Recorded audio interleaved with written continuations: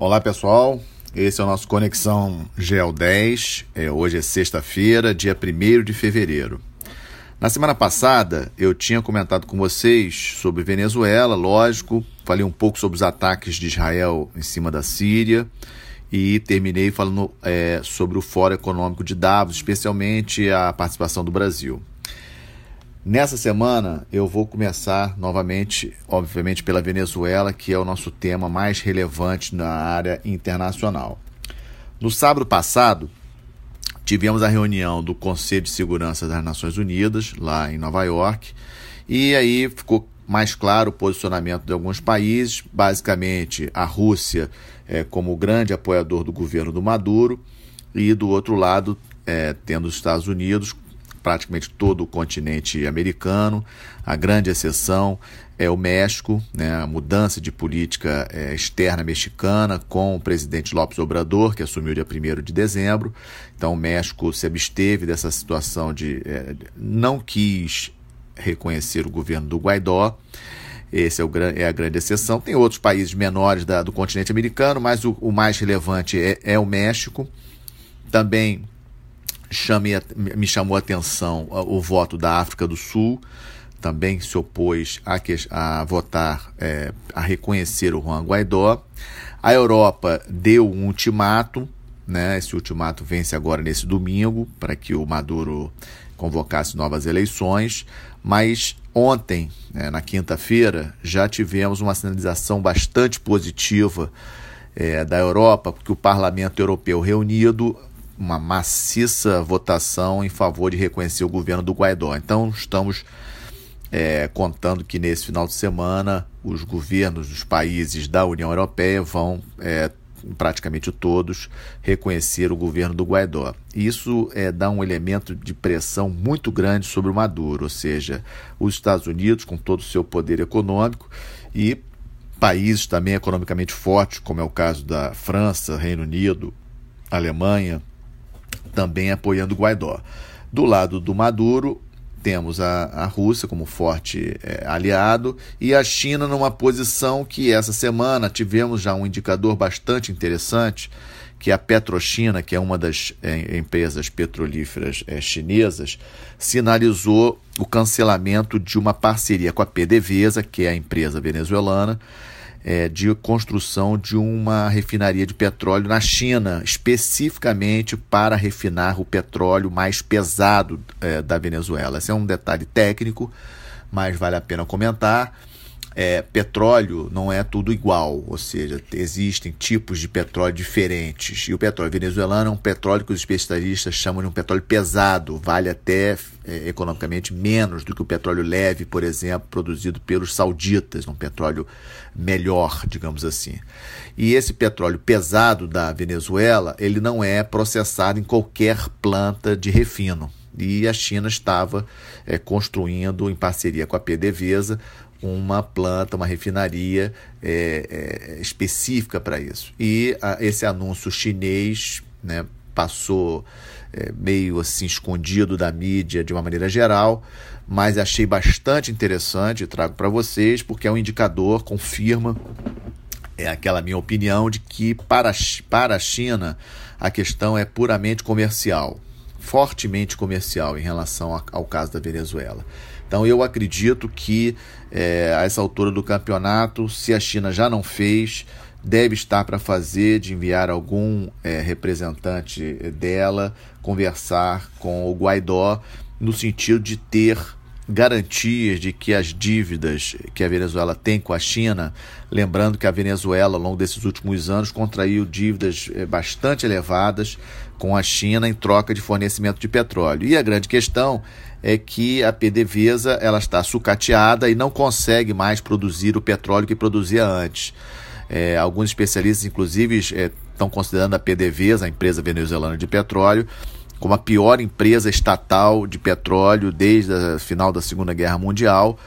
Só para vocês terem uma ideia de números, em 2008 a Venezuela produzia em torno de 3 milhões de barris por dia, a média anual de produção, e esse ano agora, em 2018, vai dar 1,1 milhão de barris. E com a Venezuela ainda sendo a maior reserva de petróleo do mundo, ou seja, pura incompetência mesmo para produzir o petróleo, que é o bem mais importante da Venezuela.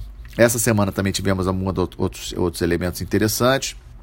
Uma reunião do assessor de segurança nacional dos Estados Unidos, o John Bolton, com o presidente Trump. Logo depois teve o anúncio de fortes sanções contra a PDVSA, a empresa de petróleo venezuelana, realmente restringindo a questão financeira. É um grande problema para os venezuelanos, para o governo de Maduro em relação a isso.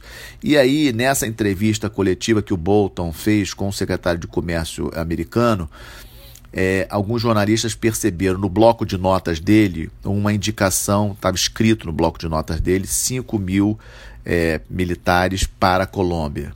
E aí, obviamente, a especulação de que esses militares para a Colômbia seriam, na verdade, para a Venezuela, ou seja, já tentar deslocar um número elevado de tropa americana para a Colômbia de maneira a conseguir alguma coisa na Venezuela. Eu acho que 5 mil militares, obviamente, não é suficiente para fazer alguma ação realmente concreta numa Venezuela como um todo.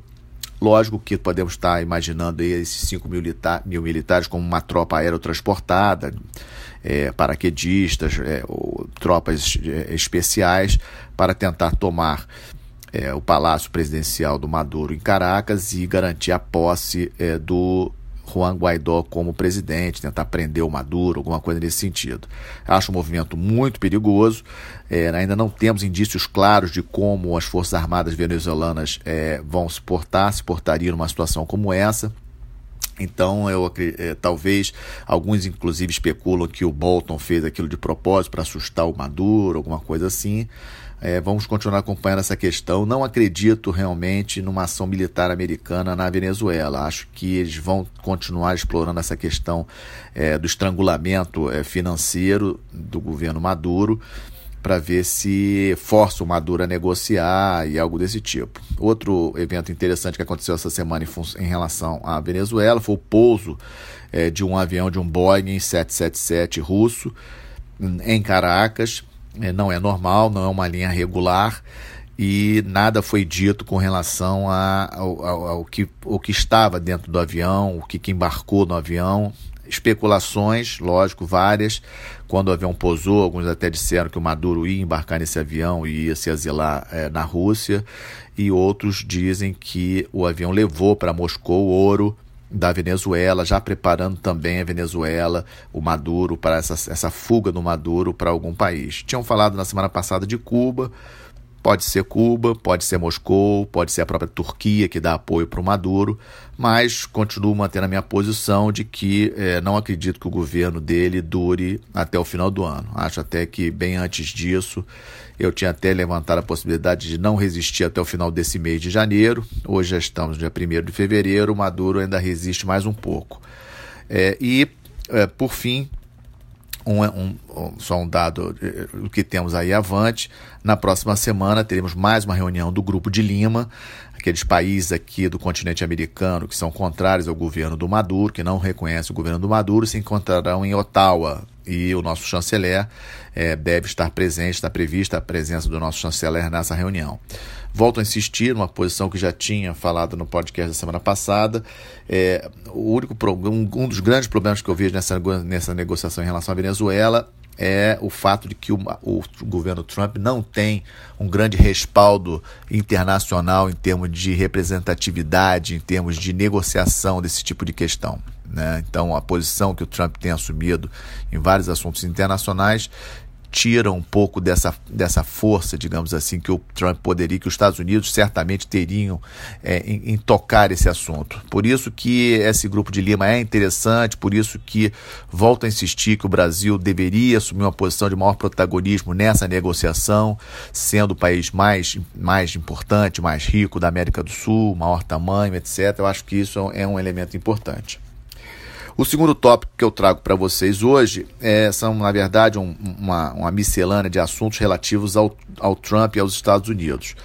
Na sexta-feira da semana passada, o Trump acabou cedendo à pressão e até de alguns membros do próprio Partido Republicano para dar digamos assim, uma trégua naquela questão do shutdown, ou seja, do fechamento do governo federal americano, em função daquela briga, daquela queda de braço com os democratas, o Trump querendo um aporte de cerca de 6 bilhões de dólares para a construção daquele muro separando os Estados Unidos do México, e os democratas, que agora são maioria na Câmara dos Deputados americana, sendo contra.